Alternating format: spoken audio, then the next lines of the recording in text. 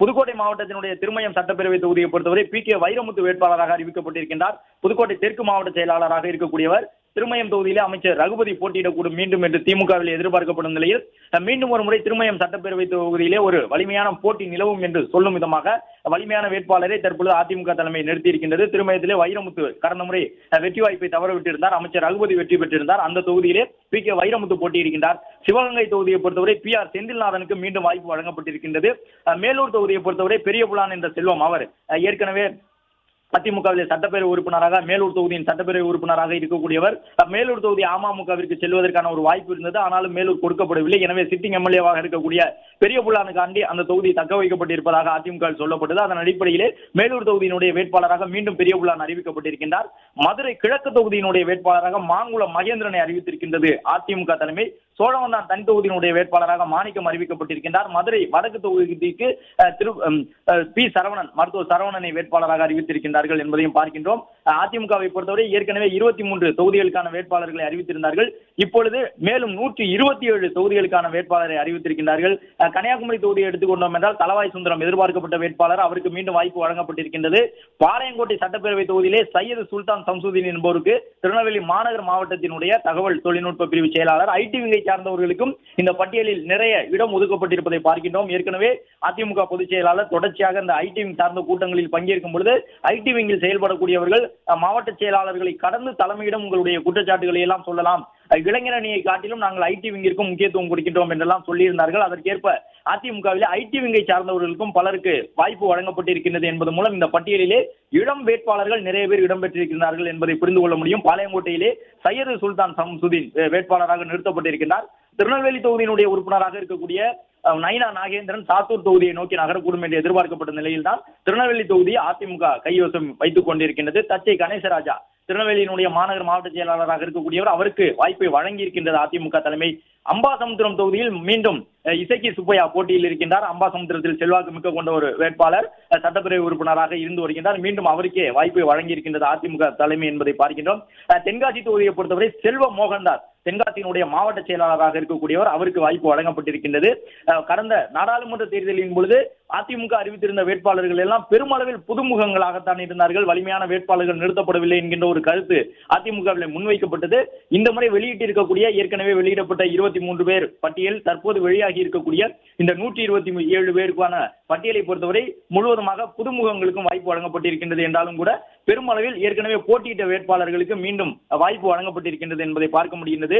செங்கல்பட்டு தொகுதியை பொறுத்தவரை கஜா கஜேந்திரன் ஏற்கனவே அவர் காட்டாங்குளத்தூர் வடக்கு ஒன்றிய செயலாளராக இருக்கின்றார். உள்ளாட்சி தேர்தலில் போட்டியிட்டிருந்து மாவட்ட ஊராட்சி குழுவிற்கு தேர்வு செய்யப்பட்டவர், அவருக்கு கஜா கஜேந்திரனுக்கு வாய்ப்பு வழங்கப்பட்டிருக்கின்றது. தாம்பரத்தை பொறுத்தவரை சிட்லப்பாக்கம் ராஜேந்திரன் அவருக்கே மீண்டும் வாய்ப்பு வழங்கப்பட்டிருக்கின்றது. செங்கல்பட்டு மேற்கு மாவட்ட செயலாளராக இருக்கக்கூடியவர். எதிர்பார்க்கப்பட்ட வேட்பாளருக்கு தான் செங்கல்பட்டு மற்றும் தாம்பரம் உள்ளிட்ட தொகுதிகள் வழங்கப்பட்டிருக்கின்றன.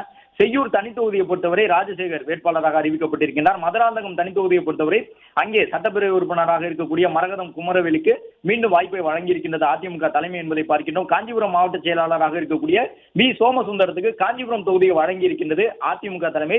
அரக்கோணம் தனி தொகுதியை பொறுத்தவரை அரக்கோணம் சு. ரவி சட்டப்பேரவையிலே துணை நிலையில் இருக்கக்கூடியவர், அவருக்கு மீண்டும் மறுவாய்ப்பை வழங்கியிருக்கிறார்கள். அரக்கோணம் சு. ரவியை பொறுத்தவரை மீண்டும் அரக்கோணம் தொகுதியிலே போட்டியிட இருக்கின்றார். காட்பாடி தொகுதியை பொறுத்தவரை வி. ராமு அதிமுக அமைப்பு செயலாளர் என்ற பொறுப்பில் இருக்கக்கூடியவர், அவருக்கு காட்பாடி தொகுதி வழங்கப்பட்டிருக்கின்றது. ஆற்காடு தொகுதியை பொறுத்தவரை மாவட்ட செயலாளராக இருக்கக்கூடிய எஸ்.எம். சுகுமாருக்கு வழங்கியிருக்கின்றது அதிமுக தலைமை. வேலூர் தொகுதியை பொறுத்தவரை எஸ்.ஆர்.கே. அப்புவிற்கு வாய்ப்பு வழங்கப்பட்டிருக்கின்றது. அணைக்கட்டு தொகுதியிலே வேளாளர்களுக்கும் குடியாத்தம் தனி தொகுதியிலே ஜி. பரிதா புருஷோத்தமனுக்கும் வாய்ப்பை வழங்கியிருக்கின்றது அதிமுக. ஆம்பூர் தொகுதியை பொறுத்தவரை வெங்கடேசன் போட்டியில் இருக்கின்றார். ஊத்தங்கரை தனி தொகுதியிலே தமிழ்ச்செல்வம் சட்டப்பேரவை உறுப்பினராக இருக்கக்கூடியவர், மீண்டும் அவருக்கு வாய்ப்பு வழங்கப்பட்டிருக்கின்றது. மர்கூர் தொகுதியிலே மேற்கு ஒன்றிய செயலாளராக இருக்கக்கூடிய இ.சி. கோவிந்தராசனுக்கு வாய்ப்பு வழங்கியிருக்கின்றது அதிமுக தலைமை. கிருஷ்ணகிரியிலே ஏற்கனவே சட்டப்பேரவை உறுப்பினராக இருக்கக்கூடிய அசோக் குமாருக்கு மறுவாய்ப்பு வழங்கப்பட்டிருக்கின்றது. கிருஷ்ணகிரி தொகுதியிலே இரட்டை இலை சின்னத்தில் மீண்டும் களமிறங்குகின்றார் அசோக் குமார் என்பதை பார்க்கின்றோம். ஓசூர் தொகுதியை பொறுத்தவரை பாலகிருஷ்ண ரெட்டிக்கு வாய்ப்பு வழங்கப்பட்டிருக்கின்றது, முன்னாள் அமைச்சர். பாப்பிரெட்டிப்பட்டி தொகுதி இந்த முறை அதிமுக கைவசம் வைத்திருக்கின்றது. மரகதம் வெற்றிவேல் பாப்பிரெட்டிப்பட்டி தொகுதியினுடைய வேட்பாளராக அறிவிக்கப்பட்டிருக்கின்றார். பாட்டாளி மக்கள் கட்சிக்கு செல்லக்கூடுமா என்று எதிர்பார்க்கப்பட்ட பாப்பிரெட்டிப்பட்டி தொகுதியை அதிமுக தக்க வைத்துக் கொண்டு மரகதம் வெற்றிவேலுக்கு அந்த தொகுதியிலே வாய்ப்பை வழங்கியிருக்கின்றது. அரூர் தனி தொகுதியை பொறுத்தவரை சம்பத்குமார் அரூரினுடைய ஒன்றிய செயலாளராக இருக்கக்கூடியவர், சட்டப்பேரவை உறுப்பினராகவும் இருக்கக்கூடியவர், மீண்டும் வாய்ப்பு பெற்றிருக்கின்றார் சம்பத்குமார். செங்கம் தனி தொகுதியை பொறுத்தவரை டி.எஸ். வேலு செங்கத்தில் பேரூராட்சி அளவில் பொறுப்பில் இருக்கக்கூடியவர், அவருக்கு ஒரு வாய்ப்பை வழங்கியிருக்கின்றது அதிமுக தலைமை என்பதை பார்க்கிறோம். செங்கம் தனி தொகுதியிலே TS வேலு போட்டியில் இருக்கின்றார். கீழ்பெண்ணாத்தூர் தொகுதியை பொறுத்தவரை மாவட்ட செயலாளராக இருக்கக்கூடிய S ராமச்சந்திரனுக்கு வாய்ப்பு வழங்கப்பட்டிருக்கின்றது. ஆரணி தொகுதியை பொறுத்தவரை ஜெயசுதா திருவண்ணாமலை மத்திய மாவட்ட செயலாளராக இருக்கக்கூடியவர், அவருக்கு வாய்ப்பு வழங்கப்பட்டிருக்கின்றது. செய்யார் தொகுதியை பொறுத்தவரை எதிர்பார்க்கப்பட்ட வேட்பாளர் முக்கூர் சுப்பிரமணியம், அவருக்கே மீண்டும் வாய்ப்பு வழங்கப்பட்டிருக்கின்றது. வந்தவாசி தொகுதியை பொறுத்தவரை ராணி வந்தவாசியினுடைய வேட்பாளராக அறிவிக்கப்பட்டிருக்கின்றார். திண்டிவனம் தொகுதியை பொறுத்தவரை அர்ஜுனன் வேட்பாளராக அறிவிக்கப்பட்டிருக்கின்றார். வானூர் தனி தொகுதியை பொறுத்தவரை P முருகன் வேட்பாளராக அறிவிக்கப்பட்டிருக்கின்றார். விழுப்புரத்தினுடைய வேட்பாளராக K விஜயா கோலியனூர் ஒன்றிய குழு தலைவராக இருந்தவர், அவருக்கு வாய்ப்பை வழங்கியிருக்கின்றது அதிமுக தலைமை. திருக்கோவிலூர் தொகுதியை பொறுத்தவரை கடுமையான போட்டி நிலவக்கூடும் என்று எதிர்பார்க்கப்படக்கூடிய தொகுதி. அந்த தொகுதியிலே S பழனிசாமி முகையூர் மேற்கு ஒன்றிய செயலாளராக இருக்கக்கூடியவர் வாய்ப்பை பெற்றிருக்கின்றார். உளுந்தூர்பேட்டை தொகுதியை கள்ளக்குறிச்சி மாவட்ட செயலாளருக்கு வழங்கியிருக்கின்றது அதிமுக தலைமை. குமரகுரு கள்ளக்குறிச்சி மாவட்டத்தினுடைய முக்கியமான அதிமுகவின் சக்தியாக இருக்கக்கூடியவர், அவருக்கு உளுந்தூர்பேட்டை தொகுதி வழங்கப்பட்டிருக்கின்றது. சங்கராபுரம் தொகுதியை பொறுத்தவரை R ராகேஷ் என்பவர் வேட்பாளராக அறிவிக்கப்பட்டிருக்கின்றார். கள்ளக்குறிச்சி தனி தொகுதியை பொறுத்தவரை S ராஜீவ்காந்தி வேட்பாளராகவும், கெங்கவள்ளி தொகுதியை பொறுத்தவரை நல்லதம்பி வேட்பாளராக அதிமுகவால் அறிவிக்கப்பட்டிருக்கின்றார். ஆத்தூர் தனி தொகுதியை பொறுத்தவரை ஜெய் சங்கரன் அதிமுகவில் விவசாய பிரிவில் பொறுப்பில் இருக்கக்கூடியவர், அவருக்கு வாய்ப்பு வழங்கப்பட்டிருக்கின்றது. அதே நேரம் ஏற்காடு தொகுதியை பொறுத்தவரை ஏற்காடு பழங்குடியினருக்கான தொகுதி, அந்த தொகுதியிலே உஷாராணி வேட்பாளராக அறிவிக்கப்பட்டிருக்கின்றார். ஓமலூர் தொகுதியை பொறுத்தவரை R மணி வேட்பாளராக அறிவிக்கப்பட்டிருக்கின்றார். மேட்டூர் தொகுதியை பொறுத்தவரை அதிமுகவினுடைய கொள்கை பரப்பு துணை செயலாளராக இருக்கக்கூடிய வெங்கடாஜலம் முன்னாள் சட்டப்பேரவை உறுப்பினர், அவருக்கு வாய்ப்பை வழங்கியிருக்கின்றது அதிமுக தலைமை என்பதை பார்க்கின்றோம். சங்ககிரி தொகுதியை பொறுத்தவரை வெற்றிவேலுக்கு வாய்ப்பை வழங்கியிருக்கின்றார்கள். சேலம் தெற்கு தொகுதியை பொறுத்தவரை வினோத் சேலம் புறநகர் மாவட்ட கைத்தறி பிரிவு செயலாளராக இருக்கக்கூடியவர், அவருக்கு வாய்ப்பு வழங்கப்பட்டிருக்கின்றது. வீரபாண்டி தொகுதியை பொறுத்தவரை மருத்துவராக இருக்கக்கூடியவர், பனமரத்துப்பட்டி மேற்கு ஒன்றிய பொறுப்பில் இருக்கக்கூடிய டாக்டர் பாலாஜி சுகுமாருக்கு வாய்ப்பு வழங்கியிருக்கின்றது அதிமுக தலைமை என்பதை பார்க்கின்றோம். சேந்தமங்கலம் தனி தொகுதியை பொறுத்தவரை மீண்டும் ஒரு வாய்ப்பை வழங்கியிருக்கிறார்கள். சி சந்திரசேகரன் ஏற்கனவே பொறுப்பில் இருந்தவர், சட்டப்பேரவை உறுப்பினராக இருந்தவர், அவருக்கு மறுவாய்ப்பு வழங்கப்பட்டிருக்கின்றது. நாமக்கல் தொகுதியை பொறுத்தவரை ஸ்ரீதேவி மோகன், அவருக்கு வாய்ப்பு வழங்கப்பட்டிருக்கின்றது. பரமத்திவேலூர் தொகுதியை பொறுத்தவரை கபிலர்மலை தெற்கு ஒன்றிய செயலாளராக இருக்கக்கூடியவர் S சேகர், அவருக்கு வாய்ப்பு வழங்கப்பட்டிருக்கின்றது. திருச்செங்கோடு தொகுதியை பொறுத்தவரை வடக்கு ஒன்றிய செயலாளராக இருக்கக்கூடிய R சந்திரசேகருக்கு வாய்ப்பு வழங்கப்பட்டிருக்கின்றது. ஈரோடு கிழக்கு தொகுதியை பொறுத்தவரை R மனோகரனுக்கு வாய்ப்பு வழங்கப்பட்டிருக்கின்றது. தாராபுரம் தனி தொகுதியை பொறுத்தவரை சத்யபாமாவிற்கு வாய்ப்பு வழங்கப்பட்டிருக்கிறது. காங்கேயம் தொகுதியிலே NSN நடராஜ் ஒன்றிய செயலாளராக இருக்கக்கூடியவர், முன்னாள் சட்டப்பேரவை உறுப்பினர், அவருக்கு வாய்ப்பை வழங்கியிருக்கின்றது அதிமுக தலைமை என்பதை பார்க்கின்றோம்.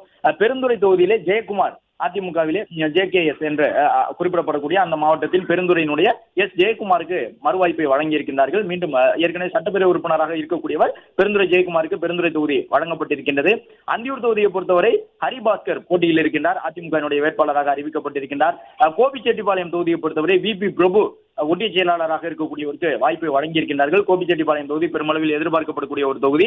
பவானிசாகர் தொகுதியை பொறுத்தவரை பன்னாரி வேட்பாளராக அறிவிக்கப்பட்டிருக்கின்றார்.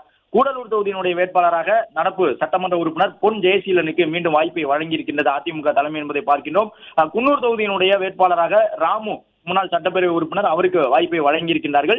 மேட்டுப்பாளையம் தொகுதியினுடைய வேட்பாளராக OK சின்னராஜ் சட்டப்பேரவை உறுப்பினராக இருந்தவர், கோவை புறநகர் வடக்கு மாவட்டத்திலே தொழிற்சங்கத்தில் பொறுப்பு வகிக்கக்கூடியவர், அவருக்கு வாய்ப்பை வழங்கியிருக்கின்றது மேட்டுப்பாளையம் தொகுதியிலே அதிமுக தலைமை.